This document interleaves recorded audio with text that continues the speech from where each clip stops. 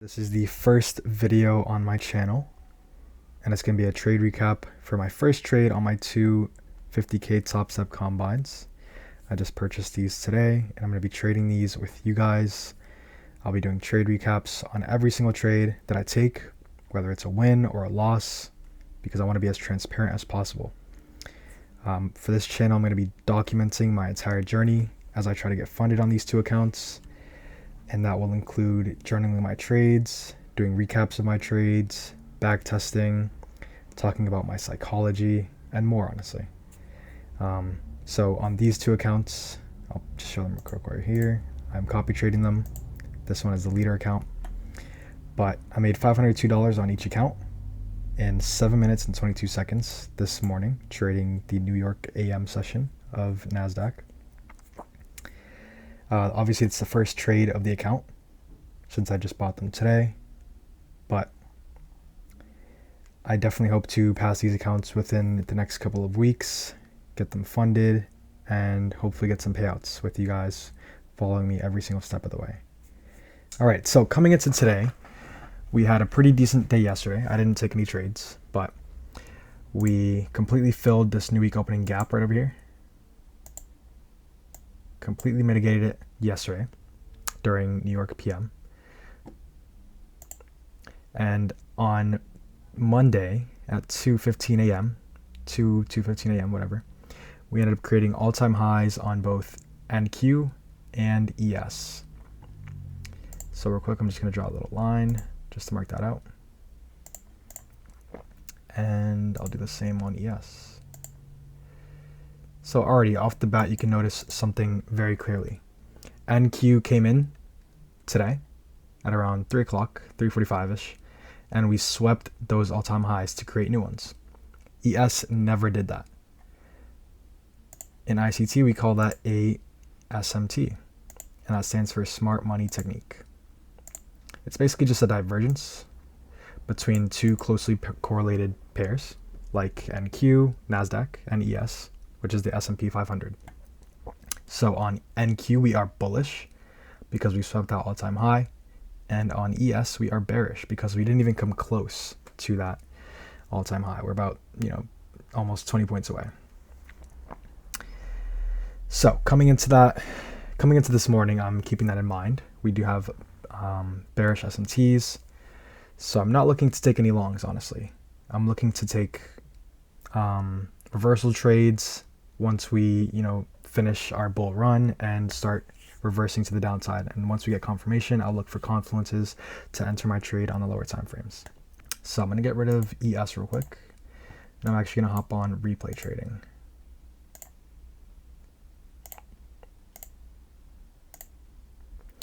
And I'm going to go to this morning at around 9:30. So like I said, we are coming into this morning and we have an SMT with these new all-time highs. When NQ is at all-time highs, it's a bit tough because you don't have any conviction. You don't have anything to base off, you don't have anything to base your trades off of within this range that we're trading into. Nothing to, no PD arrays up here, no history. So it's really, really tough to predict reversals. But coming into this morning, again, I'm looking for shorts. So on the 4 hour, we had traded into this gap and we are continuing bullish. We already swept this previous liquidity over here, which was the all-time high from Monday morning. We swept that. We came all the way up here. But obviously I don't know this yet because at the time that I took this trade, it was around 9:30, 9:35-ish, whatever it was. So I don't even have conviction yet that this is closing. As of right now, the candle and price is still all the way up here. But what I do know is that we had, no, that might have been lower time frames actually. Yes, on the 1 hour time frame, we did have this fair value gap on the 1 hour time frame. So I like to mark out all the different time frame fair value gaps that we're trading into at the moment. And at 9 a.m., we had literally traded into this fair value gap. We literally briefly tapped into it and we started moving up. I'm going to go down to the 15-minute time frame, and as you can see, we have more fair value gaps, imbalances in the market. I'm gonna mark that out as well.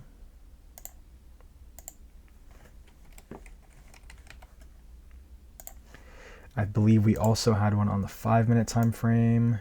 Yes, we had a few. That huge imbalance on the 5-minute time frame. Let's do probably this one. These 3 candles right here. Just because they overlap with the other 2.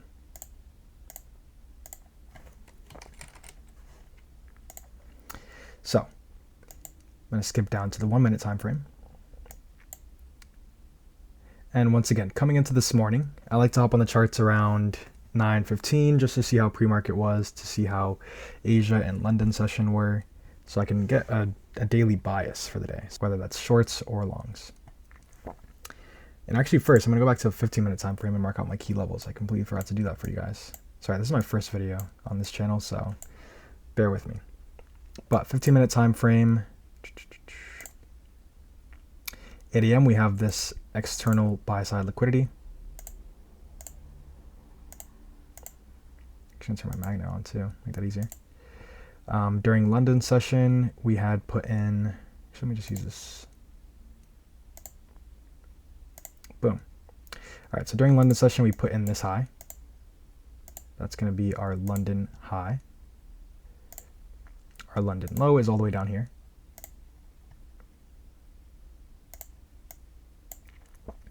We had already swept the Asia high during London session, so that got mitigated already. Don't need to mark that out. But I am going to mark out the the Asia low. We also zoom out, make it a bit easier for you guys. But coming into market open, we've tapped into these bullish gaps. Very briefly, we tapped into these bullish gaps and we're already on the way up. So I'm going to be looking for price to take out this buy side liquidity, the London high, this external range buy side liquidity from earlier, the all-time high. And then I'm going to be looking for a reversal. So let's scale down to the 1-minute time frame.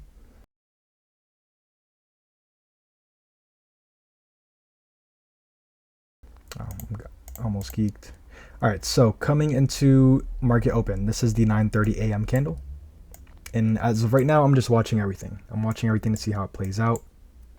But I'm not going to take any trades. I don't like to trade immediately at market open because most of the time it's just manipulation. And I like to wait for a clear confirmation of everything that's going to go on. So before market open, though, we put in this fair value gap that got respected, but price actually wicked outside of it. So in my mind, I'm going to obviously understand that price is going to continue up, but I'm looking at this as manipulation because it also put in some equal lows. And a lot of people like to put their stops at the bodies of a fair value gap pattern. So say, for example, if I zoom in over here, a lot of people that are going to be going long might, have their limit orders right here, and they might put their stops at the body of this candle. So I'm looking at this as manipulation, stopping some potential buyers out. So what I did this morning was I just wanted to see a fib range of this manipulation leg, because this is an entire swing downwards that, again, is looking like manipulation to me. So first thing I'm going to be doing, and what I was doing this morning, is looking at these key levels between -2 to -2.5 to look to see if there was going to be a retracement. And I'm also looking at -4 because that is usually going to be a very strong point where price wants to reverse. I personally like to use standard deviation in my trades. I think it's a very powerful confirmation, and that's it. It's not a confluence for me. It's just confirmation. It adds conviction to your trade, but it should not be something that you enter off of. It should not be something that you completely base your trade off of. It's just simply confirmation. So market's continuing upwards. There was no initial retracement. Actually, there was this retracement once it hit this this key level at -2, came back down to this fair value gap to mitigate it, and then it pushed on even higher for this huge bull run. All right, and what did price do? Almost exactly at that -4 range, it started to reverse. And I pressed forward too many times, but what I'm noticing is that, at this -4 range, we're expecting price to reverse because that is a very common reversal point. So once price started coming down, I'm looking at this short-term low. Turn magnet back off. This short-term low. And I'm also looking at the close of this candle. So right over here, once price closed right over here, below this line, we have a change in state of delivery. So I'm going to elongate that. I'm going to mark that out as a CISD, change in state of delivery right there. And also, because we swept liquidity to put in this all-time high, this last down close candle is going to be our breaker block. It would be a bullish order block if price was to go like this, tap back into it, and make a higher high. But that's not what happened. It actually got invalidated, so it becomes a breaker block. So we already have two confluences stacked with each other, change in state of delivery, because we are now closing below these up close candles. Well, this one specifically. We also have this breaker block because the order block got invalidated. So again, this candle right here at 937 would have been a bullish order block, but because we closed below it, it becomes a bearish breaker block. What do I see over here as well? We have a fair value gap, a small one. I'm going to turn my magnet on for this one, but we have a small fair value gap that ends up getting inversed. So already I'm seeing three things.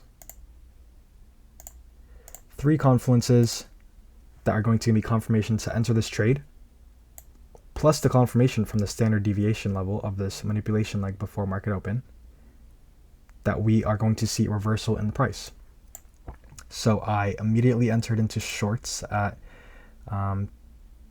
23,635, I believe it was, right pretty much off the close of this candle. Yeah, right off the close of this candle, pretty much. And I had a 20-point stop loss. Actually, I think I went for a 21. Yeah, I had a 21-point stop, and I just targeted the New York Open. So New York Open is often going to be a huge draw on liquidity. And that also gave me a 2-to-1 risk to reward, which is personally what I go for. I'm going to show you guys the rest of today's trading day, so you'll see how it played out. I obviously could have got, 200 points today, but I just targeted a 1-to-2 risk to reward so that I can secure my profits and continue to build my account consistently. So I like to just target static RRs at key levels and key draws on liquidity. So for example, the New York Open, I could have done this level right over here. So I'm gonna forward price. As you can see, we start going down. We tap into this bullish gap, but I'm still pretty confident in my trade. I'm still pretty confident that the draw on liquidity is going to be lower. And boom, I hit my take profit in literally 7 minutes. Got 42 points. And also, what I'm doing while I'm trading is I'm actively managing my position. So I'm gonna zoom in a little, spread this out so you guys can see a little better. All right, so this is my entry point, 23,635. We enter over here, and once we come down to a certain point, we close past this low. I moved my stop loss to 50% of what it was. So initially it was 22 points. I move it to 11. So off bat, once we displaced below this low, I'm already managing my position to take off some risks. And once we created another low and another short-term high, I moved my stops to profit actually. So I'm actively trailing my stop loss by at least 2 short-term highs because we're in a short position. So my stop loss was right around here in profit. So regardless, even if price retraced, I still would have made at least $100, which, isn't much, but it's better than losing your trade. And then shortly after we made that second short-term high, boom, we smashed TP. As you can see for the rest of the day, price just kept dumping and ended up sweeping the Asia low, which, like I said, I knew would be a draw on liquidity for the rest of the day. But again, I'm only chasing a 1-to-2 static RR. So that's exactly what I did. And that is how I made $1,004 trading NASDAQ futures today. Hope you enjoyed, and I will have more trading recaps for the rest of the week as I continue to trade. I might not trade every day because there's some days where I don't like price action. There's some days where I'm not willing to risk my account if I do not see what I like, if I don't see my setups, and if I don't have good confirmation on my entry. So hopefully I aim for at least, sometimes 2 trades a week. Not all of them are winning trades. Sometimes you lose. That does happen, but it's part of the process. And part of this channel will be transparent trading. So I will show you guys all my losses and all my wins as I document my journey and journal my trades, honestly, on my way to becoming funded.